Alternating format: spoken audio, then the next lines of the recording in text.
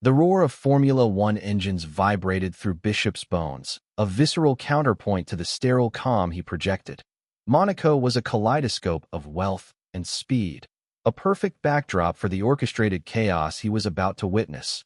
From his perch high above the circuit, nestled within the meticulously restored bell tower of the St. Nicholas Cathedral, he surveyed the scene. Not with the casual admiration of a tourist, but with the focused intensity of a predator.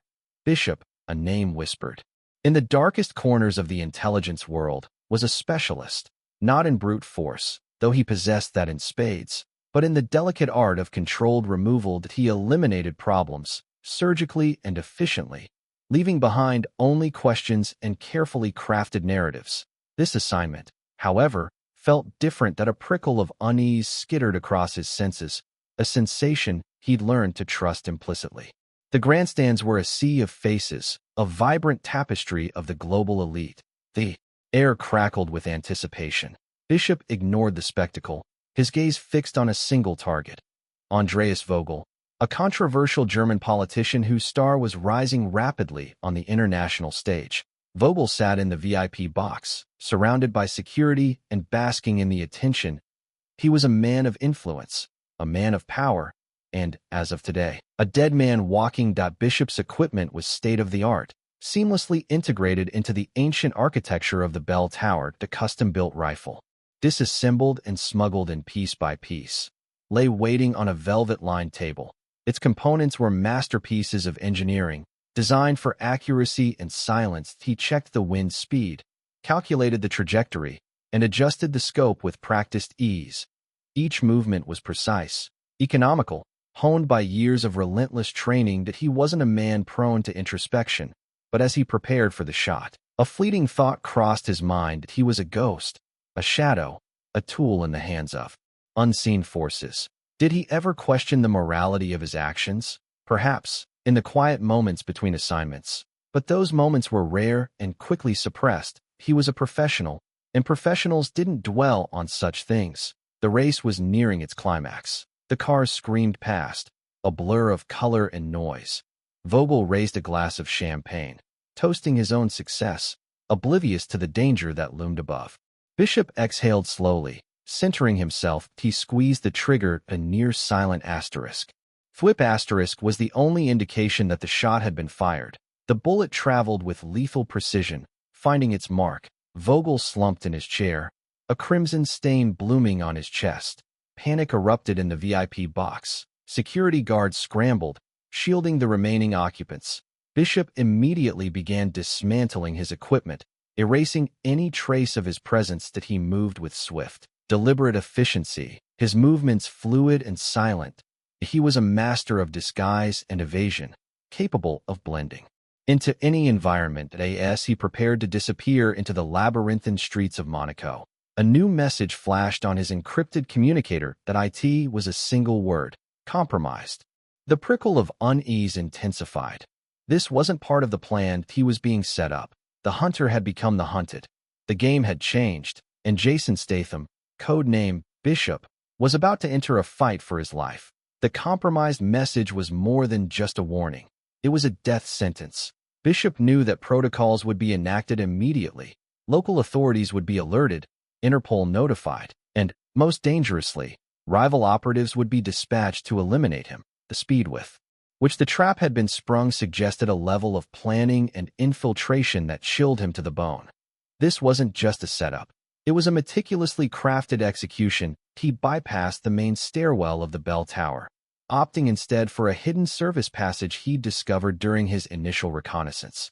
The passage was narrow and dusty, reeking of centuries of neglect, but it offered a discreet escape route. That as he moved, he remotely wiped the rifle's internal memory, destroying all ballistic data. He also initiated a program that would flood the building's surveillance system with false footage, creating a smokescreen to buy him precious minutes. Reaching the ground floor, he melted into the throng of fleeing spectators. The assassination had triggered mass hysteria. People screamed and shoved, creating a chaotic backdrop that aided his concealment. He discarded his outer layers of clothing, transforming his appearance from a well-dressed observer to just another panicked racegoer. Outside, the scene was even more chaotic. Police sirens wailed in the distance, growing louder with each passing second. Helicopters circled overhead, their spotlights cutting through the confusion.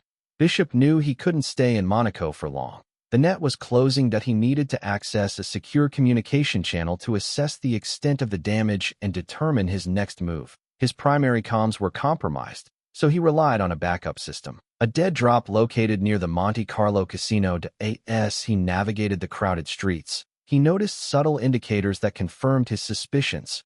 Marked men, Syndicate enforcers, were already on the ground, systematically searching for him. They moved with a coordinated precision that betrayed their professional training. He recognized a few faces from previous encounters, lethal adversaries he'd prefer not to cross paths with again. Reaching the dead drop, a seemingly innocuous newspaper vending machine, he retrieved a small, encrypted data chip. Plugging it into a hidden port on his watch, he accessed the Syndicate's internal network. The information he found confirmed his worst fears. Surveillance footage had been doctored to show him firing the fatal shot. Ballistic evidence had been planted at his vantage point, linking him directly to the assassination. His identity had been leaked to law enforcement agencies across Europe, painting him as a rogue agent responsible for the death of Andreas Vogel. The Syndicate had not only framed him, but also turned him into a global pariah. He realized the scale of the operation. This wasn't just about eliminating him. It was about rewriting history. Using him as a scapegoat to achieve some larger, more sinister objective. He was a pawn in a game he didn't fully understand. The data chip also contained a chilling message. Your assets have been frozen. Your allies have been neutralized. You are alone. The message was clear. The Syndicate wanted him dead, and they had severed all his ties, leaving him vulnerable and exposed. But Bishop wasn't one to surrender. He had faced impossible odds before and emerged victorious. He was a survivor, a predator, a force to be reckoned with. He would clear his name, expose the Syndicate, and exact his revenge. They had made a grave mistake. They had framed the wrong man. And now, they would pay the price. The hunt had begun. Revenge would have to wait. Survival came. First, Bishop needed to get out of Monaco, and fast. The streets were swarming with police, their presence amplified by the flashing lights and the incessant wail of sirens. He was a wanted man, his face plastered across every screen and broadcast. Escape wouldn't be easy. He ditched his watch, the compromised comms device now a liability. He needed transportation, something fast and inconspicuous. Spotting a parked scooter, its owner momentarily distracted by the chaos, Bishop made his move to swift. Kick to the ignition, a quick rewire, and the scooter roared to life. The chase was on. He weaved through the gridlocked traffic, narrowly avoiding collisions with panicked pedestrians and stalled vehicles. The scooter, though not ideal for a high-speed pursuit, offered agility and maneuverability in the crowded conditions. He used the narrow alleyways and pedestrian walkways to his advantage, turning the city's infrastructure into an obstacle course for his pursuers. He could hear the approaching sirens, the relentless pursuit of the local authorities. But more concerning were the black SUVs that emerged from the side streets, their tinted windows concealing the Syndicate assassins within. They were closing in, their intentions clear. One of the SUVs attempted to cut him off, forcing him onto the sidewalk. Bishop reacted instantly, accelerating the scooter and launching it over a flight of stairs, landing precariously on the lower level. The SUV driver, caught off guard, slammed into the railing, momentarily disabled. The Syndicate assassins were relentless. They opened fire, bullets whizzing past him, tearing holes in the surrounding buildings. Bishop returned fire, using a compact pistol he'd concealed in his boot. He wasn't aiming to kill, just to suppress, to create an opening for his escape. He reached the outskirts of Monaco, the city giving way to winding coastal roads. The scooter struggled to maintain speed on the open highway, but it was his only option. The SUVs were gaining ground, their superior horsepower allowing them to close the distance. He spotted a construction site ahead, a partially completed overpass looming over the highway. That it was a risky maneuver, but it was his only chance to shake off his pursuers. Bishop accelerated the scooter to its maximum speed, aiming for a narrow ramp leading to the unfinished overpass. The scooter bounced violently as it ascended the ramp. Teetering on the edge of control, he braced himself for the impact. He launched the scooter off the edge of the overpass, soaring through the air for a heart-stopping moment. Below, the highway stretched out before him, a ribbon of asphalt teeming with unsuspecting vehicles. He landed with a bone-jarring thud on the opposite side of the highway, the scooter disintegrating upon impact. He was bruised and battered, but alive. The SUVs, unable to follow his daring maneuver, were forced to screech to a halt. Bishop watched as they struggled to turn around. Their frustration evident in their reckless driving, he used the confusion to his advantage, disappearing into the surrounding wilderness. He was on foot now, vulnerable and exposed. But he was freed. He had escaped Monaco, but the hunt was far from over. The Syndicate was still after him, and they wouldn't rest until he was dead. Alone and on foot, Bishop navigated the rugged terrain, his instincts guiding him towards a prearranged safe house nestled deep within the French countryside. That it was a remote cabin, a relic from a bygone era, equipped with the bare necessities and, more importantly, a secure communication terminal. The location was known only to a select few, a failsafe in case of emergencies. He hoped it hadn't been compromised. The journey was arduous, a test of endurance and stealth. He avoided main roads, relying instead on hidden trails and forgotten paths. He scavenged for food and water, blending into the landscape, becoming one with the shadows. That he was a ghost, unseen and unheard. Reaching the cabin at nightfall, he approached with caution, scanning the perimeter for any signs of intrusion. The cabin appeared undisturbed, its rustic facade concealing the technological secrets within. He entered, his senses on high alert. The interior was Spartan but functional. A cot, a small table, and a basic kitchen comprised the furnishings. The communication terminal, hidden behind a false wall, was his primary objective. He activated the terminal, initiating a complex sequence of security protocols. The screen flickered to life, displaying a series of encrypted messages. He bypassed the security measures with ease, his expertise in cryptography unmatched. The messages revealed a disturbing truth: that he wasn't just framed. He was a pawn in a much larger game. The assassination of Andreas Vogel was merely a catalyst, a trigger for a chain of events designed to destabilize the European Union. The organization behind the conspiracy was known as the Syndicate, a shadowy network of power brokers and assassins who operated with impunity. The Syndicate specialized in framing top operatives, using them as scapegoats to achieve their own nefarious purposes. They manipulated events, controlled information, and eliminated anyone who stood in their way. They were masters of deception, weaving intricate webs of lies and deceit. Bishop discovered that he wasn't the first operative to be targeted by the Syndicate. Several other highly skilled agents had been framed and eliminated, their reputations tarnished, their legacies destroyed. That he was just the latest victim in a long line of casualties. The encrypted intel also revealed the Syndicate's leadership structure, a hierarchy of faceless individuals who pulled the strings from the shadows. Their motives were unclear, their goals shrouded in secrecy. But one thing was certain: they were dangerous, ruthless, and determined to succeed. Bishop realized the gravity of his situation. He wasn't just fighting to clear his name. He was fighting to expose a global conspiracy that threatened to unravel the fabric of society. The odds were stacked against him, but he refused to back down. That he would use his skills, his knowledge, and his unwavering determination to dismantle the Syndicate. Piece by piece, he would expose their lies, reveal their secrets, and bring them to justice. The hunt had become a war, and Jason Statham, code-name Bishop, was ready to fight.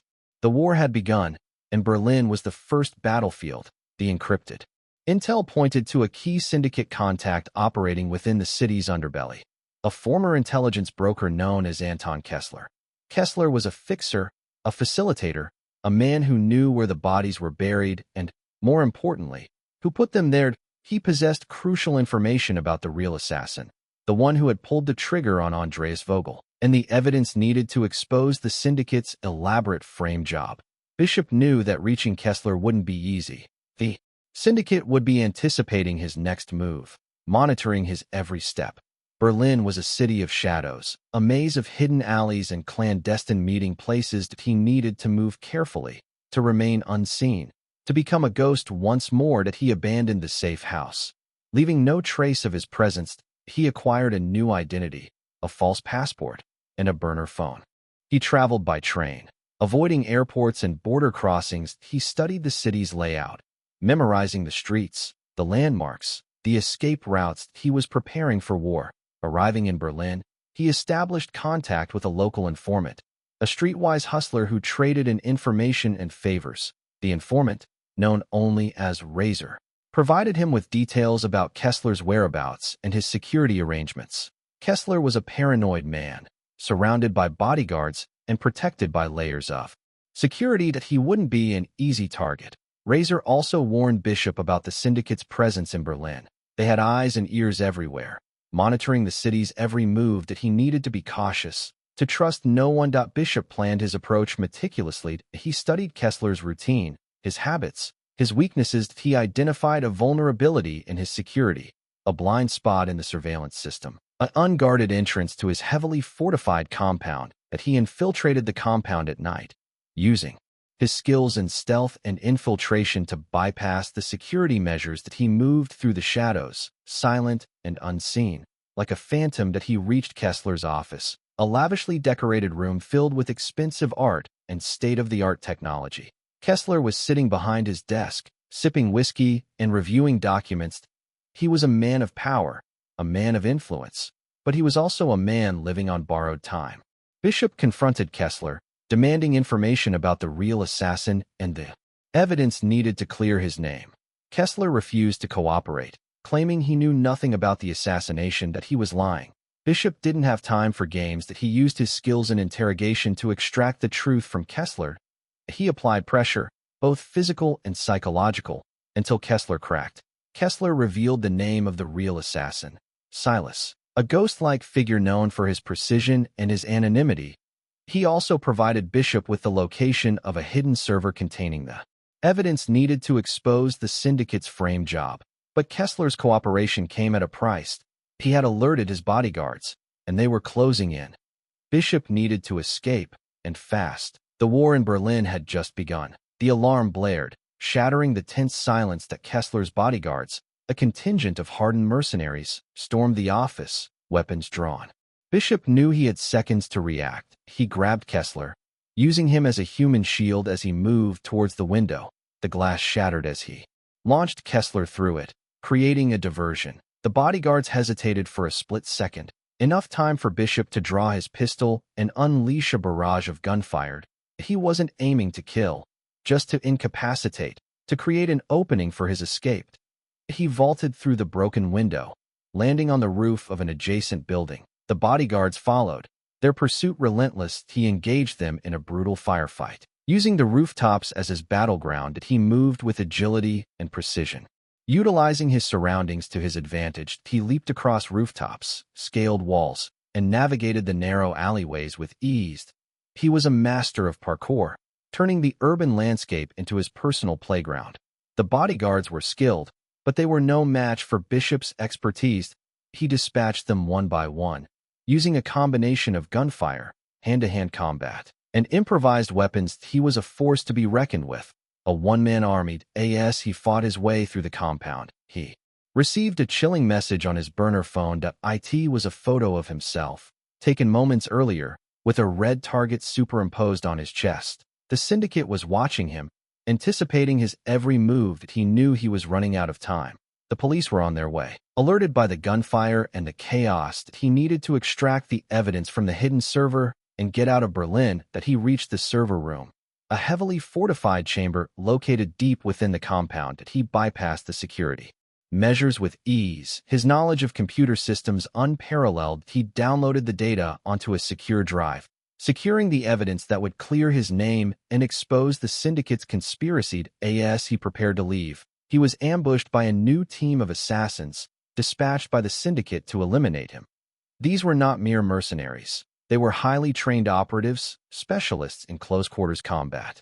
The fight was brutal and intense, a desperate struggle for survival. Bishop was outnumbered and outgunned, but he refused to surrender. He fought with a ferocity born of desperation, his every move fueled by adrenaline and the desire for revenge. That he used his skills in martial arts to disarm and incapacitate his opponents. That he dodged bullets, deflected blows, and delivered devastating counterattacks.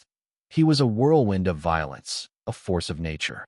He managed to defeat the assassins, but not without sustaining injuries. He was bleeding, bruised, and exhausted. He knew he couldn't stay in Berlin any longer. He made his escape, disappearing into the night, leaving behind a trail of destruction. That he had secured the evidence, but he had also made powerful enemies. The Syndicate would be coming for him, and they wouldn't rest until he was dead. The close call in Berlin had only intensified the hunt. The next stop was Budapest, following another lead. From the data he had obtained, Budapest, the city of thermal baths and ruined bars, a labyrinth of history and intrigue. The data Bishop extracted from Kessler's server in Berlin pointed to a former ally, a skilled hacker named Anya Petrova, residing in the Hungarian capital. Anya had worked with Bishop on previous operations, proving herself a valuable asset with her unparalleled skills in digital espionage. That he hoped he could trust her. That he arrived in Budapest under a new alias, his face altered, his movements discreet. He contacted Anya through a secure channel, requesting her assistance in analyzing the evidence he had obtained. She agreed to meet him, offering him refuge in her hidden apartment in the city's historic Jewish quarter. Anya was as sharp and resourceful as he remembered. She quickly set to work analyzing the data, confirming its authenticity and identifying key individuals involved in the Syndicate's conspiracy. She also uncovered new leads, pointing towards the real assassin, Silas, and his potential location. For a brief moment, Bishop felt a glimmer of hope that he had found an ally, someone he could trust, someone who could help him clear his name and bring down the Syndicate. But that hope was short-lived. As Anya delved deeper into the data, she became increasingly agitated. She started to act suspiciously, avoiding eye contact and whispering into her phone. Bishop's instincts, honed by years of experience, screamed danger. That he confronted Anya, demanding to know what she was hiding. She initially denied any wrongdoing, but under pressure, she eventually confessed the truth. She had been compromised by the Syndicate. They had threatened her family, forcing her to betray Bishop. She had been feeding them information about his movements, his plans, his weaknesses. She was a double agent, a pawn in their elaborate game. Bishop felt a surge of anger and betrayal. He had trusted Anya. He had relied on her, and she had stabbed him in the back. He wanted to lash out, to punish her for her treachery, but he knew that wouldn't solve anything. He needed to understand the extent of the compromise, to determine how much information she had revealed to the Syndicate. He interrogated her, pressing her for details about their communication channels, their plans, their objectives. Anya revealed that the Syndicate was planning a second assassination attempt, targeting Bishop directly. They knew he was in Budapest, and they were sending a team of assassins to eliminate him. She also revealed the location of a hidden server containing further evidence about the Syndicate's operations, evidence that could potentially expose their entire network. But the server was heavily guarded, protected by layers of security. Bishop realized that he was trapped. He was surrounded by enemies, betrayed by an ally, and running out of time. That he needed to make a decision, and fast. He would use Anya's knowledge to his advantage. Turning the tables on the Syndicate, he would extract the remaining information from her and use it to expose their conspiracy. But first, he needed to escape. The double cross in Budapest was about to begin. The double cross was inevitable. Anya, desperate to protect her family, attempted to lure Bishop into a trap. She claimed to have found a safe route out of the city, a clandestine tunnel leading to a secure extraction point. Bishop, however, was not fooled. He had anticipated her move. Recognizing the subtle inconsistencies in her story, he confronted her, accusing her of betrayal. Anya, realizing she had been exposed, drew a hidden pistol, aiming it at Bishop's chest. The tension in the room was palpable, the air thick with distrust and regret. The tense standoff ensued. Bishop tried to reason with Anya, urging her to reconsider her actions. That he reminded her of their past collaborations, the bonds they had forged in the face of danger. But Anya was resolute. Her loyalty divided between her friend and her family. The standoff ended abruptly with a gunshot. Anya fired, but Bishop had anticipated her move, reacting with lightning speed. That he dodged the bullet, disarming Anya with a swift maneuver. The pistol clattered to the floor, the sound echoing in the confined space. Anya, realizing she had failed, made a desperate attempt to escape. She bolted out of the apartment, fleeing into the labyrinthine streets of Budapest's Jewish quarter. Bishop pursued her, his determination fueled by a mixture of anger and disappointment. The chase was on. They weaved through the narrow alleyways, scaled crumbling walls, and leaped across rooftops. The historic streets of Budapest became their battleground, a stage for a deadly game of cat and mouse. Anya was fast and agile. Utilizing her knowledge of the city to her advantage, she navigated the crowded streets with ease, blending into the throngs of tourists and locals.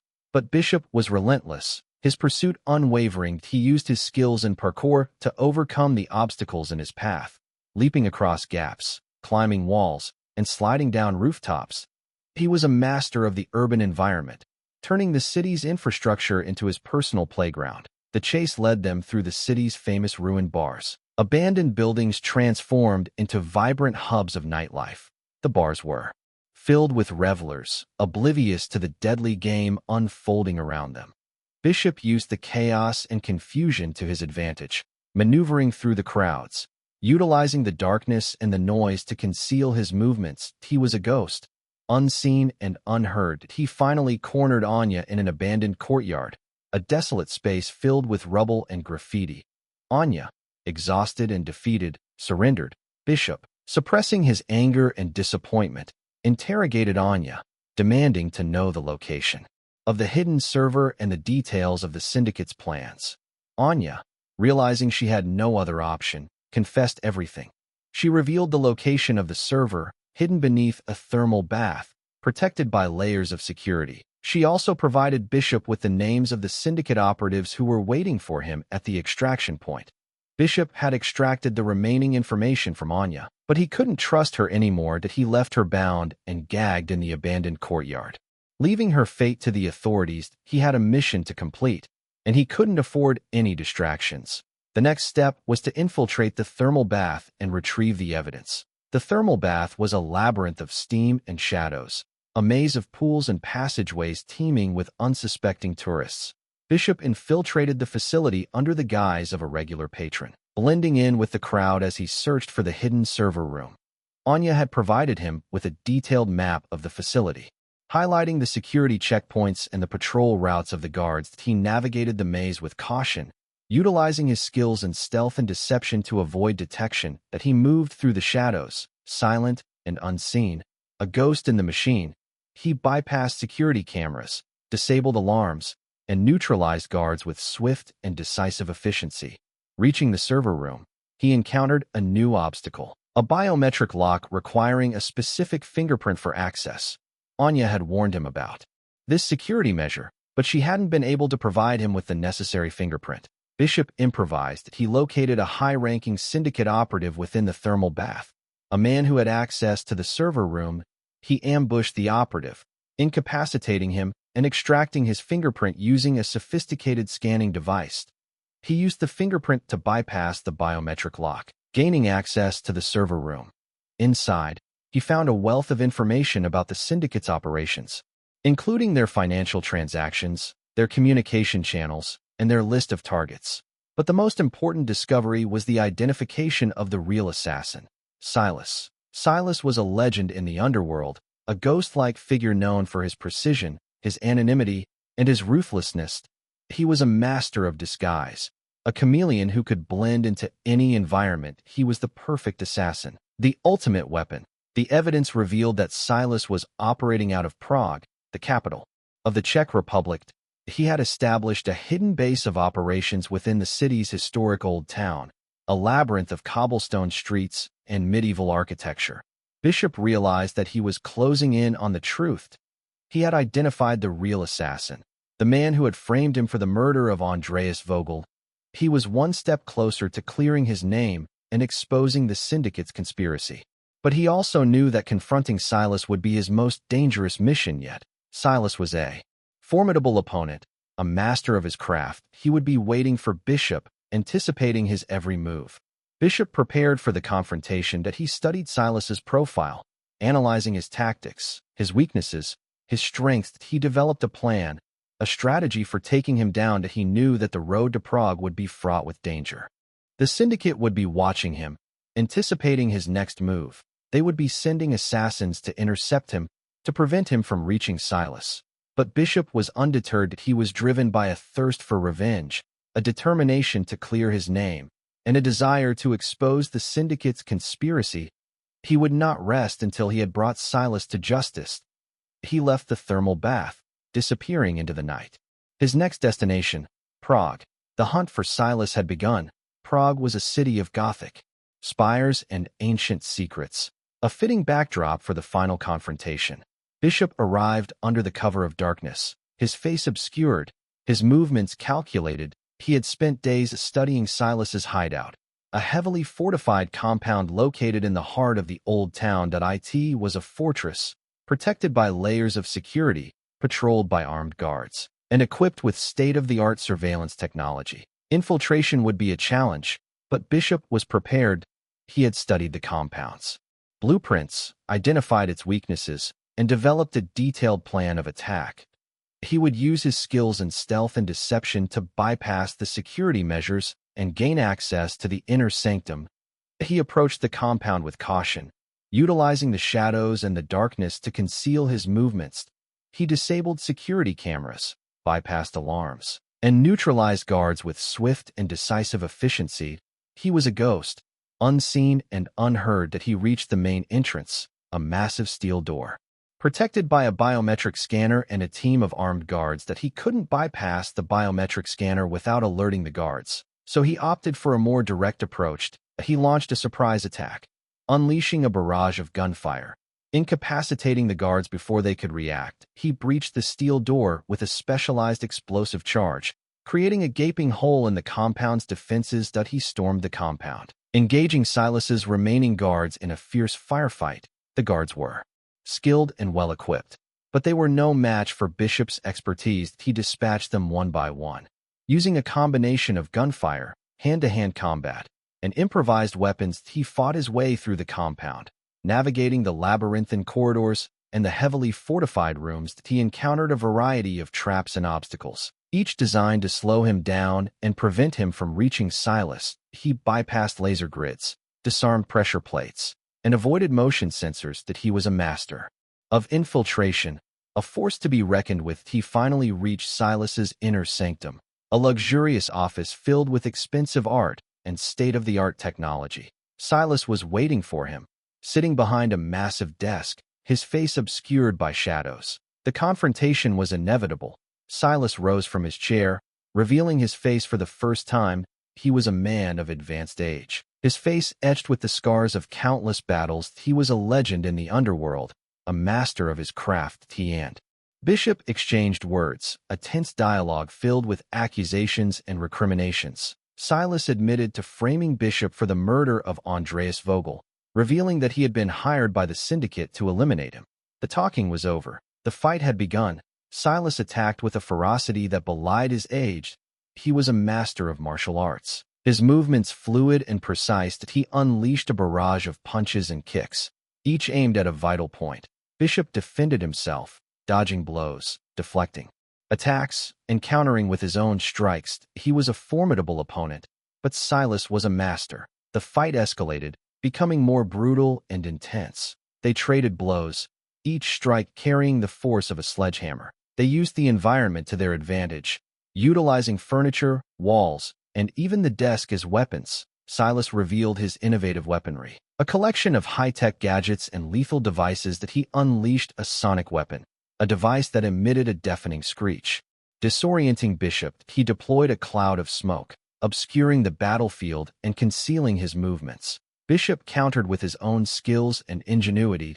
He used his tactical expertise to outmaneuver Silas, exploiting his weaknesses and capitalizing on his mistakes. He disarmed Silas, disabling his gadgets and turning his own weapons against him. The fight reached its climax, a desperate struggle for survival. Bishop and Silas grappled, each fighting for dominance, each determined to emerge victorious. Bishop finally gained the upper hand, disarming Silas and delivering a final, decisive blow. Silas collapsed, defeated. Bishop had won. He had confronted the real assassin, cleared his name, and exposed the Syndicate's conspiracy. But the war was far from over. The mastermind behind the conspiracy was still at large. and Bishop was determined to bring him to justice. The trail led to London. With Silas defeated, Bishop turned his attention to the data he recovered from the assassin's computers. The information was heavily encrypted, requiring all of Bishop's skill to decipher. Hours turned into a grueling test of his mental fortitude, lines of code blurring before his eyes. Finally, the last firewall crumbled. The files revealed the shocking truth. The mastermind behind the Syndicate and the entire conspiracy was none other than Alastair Davies, a highly respected and influential government official with deep ties to international intelligence agencies. Davies had been a key player in global politics for decades, a man trusted by world leaders and revered by the public. The files detailed Davies's motives. He believed that international relations were too stable, too peaceful, that he sought to destabilize the world order, to create chaos and conflict. Believing that only through turmoil could a new, more powerful world order emerge, one that he would control. That he had orchestrated the assassination of Andreas Vogel as a catalyst, a trigger for a series of events designed to destabilize the European Union and spark a global conflict. He had used the Syndicate as his personal tool, manipulating events and eliminating anyone who stood in his way. The evidence was irrefutable. The files contained detailed financial records, intercepted communications, and even video recordings of Davies conspiring with other members of the Syndicate. Bishop realized the magnitude of his mission, that he wasn't just fighting to clear his name. He was fighting to prevent a global catastrophe. He was the only one who knew the truth, the only one who could stop Davies from carrying out his plan. But exposing Davies wouldn't be easy. Davies was a powerful man. With access to vast resources and influence, he would use every means at his disposal to protect himself, to silence Bishop, to maintain his power. Bishop knew he was walking into a hornet's nest. He was outnumbered, outgunned, and outmatched.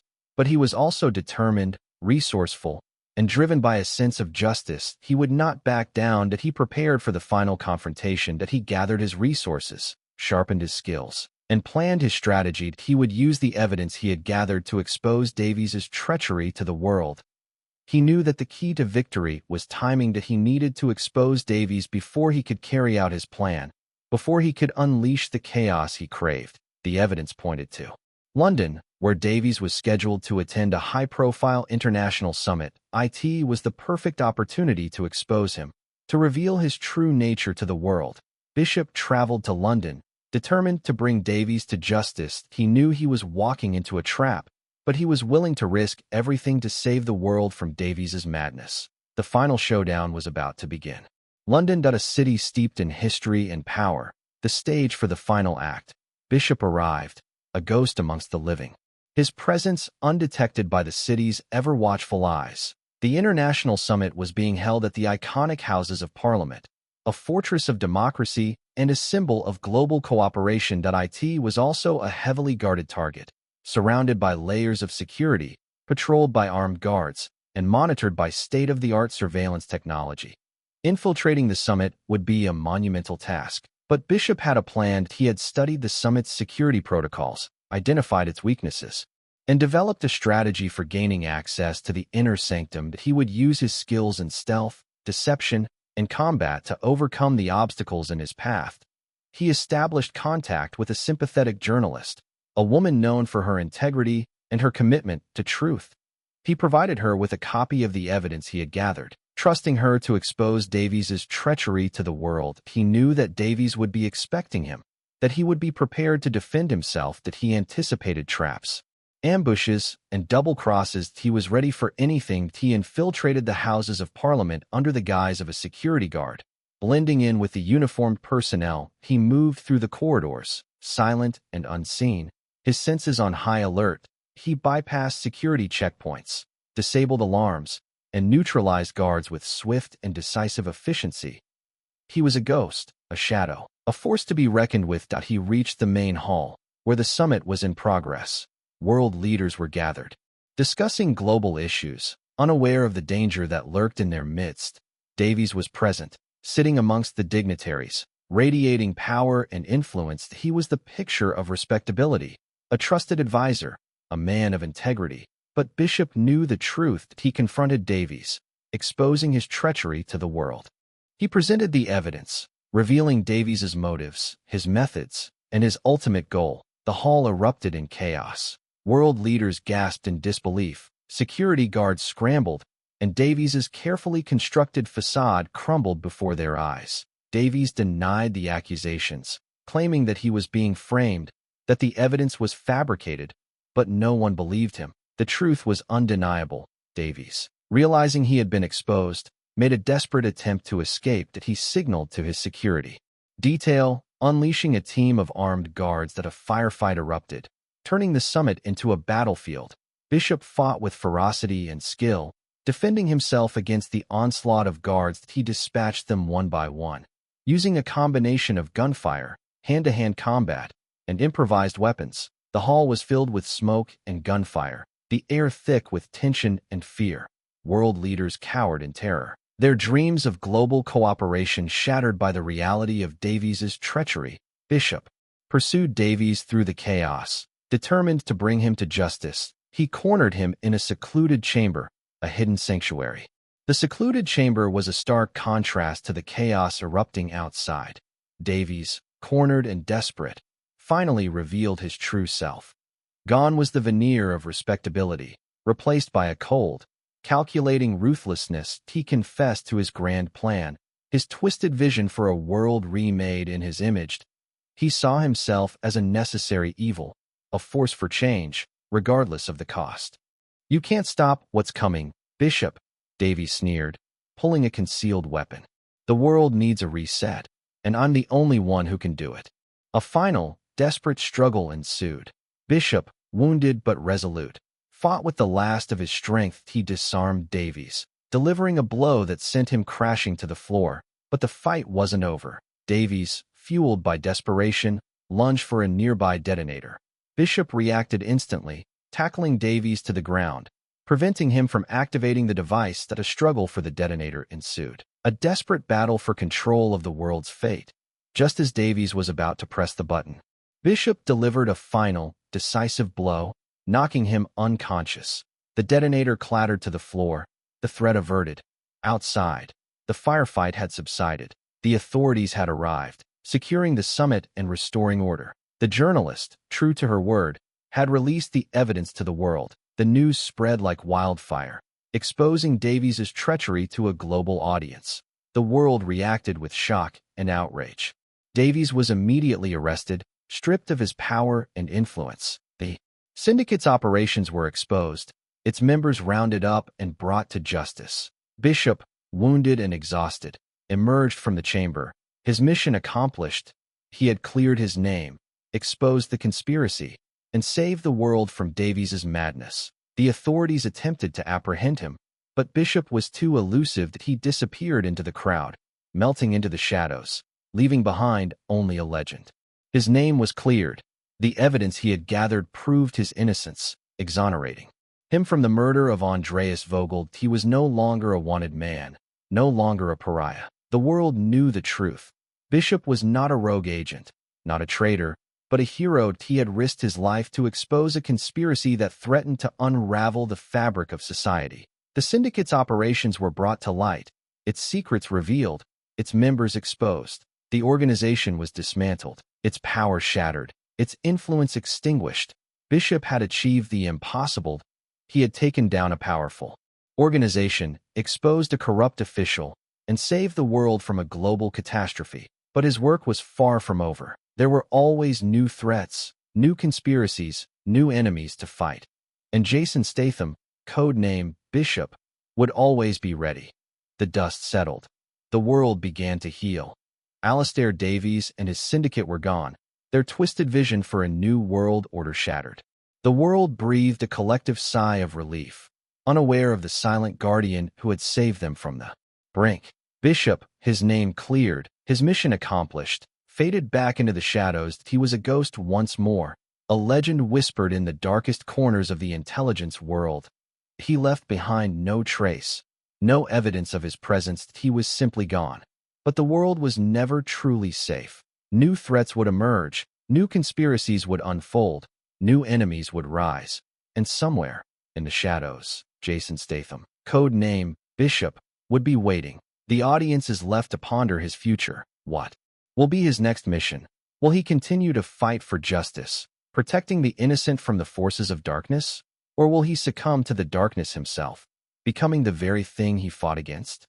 The possibilities are endless. Perhaps he will travel to a remote island, seeking solace and solitude, hoping to escape the violence and the betrayal that had defined his life. But the world has a way of finding those who try to hide. Perhaps he will train a new generation of operatives, passing on his skills and his knowledge to those who are willing to fight for what is right. But can he trust anyone? Can he ever truly escape the shadow of the Syndicate? Perhaps he will simply disappear, vanishing, without a trace, becoming a myth, a legend, a figment of the imagination. But even in the shadows, he will be watching, waiting, ready to strike when the world needs him most. And what of the Syndicate? Had they truly been eradicated? Or were there remnants, hidden cells waiting to regroup, to rebuild, to seek revenge?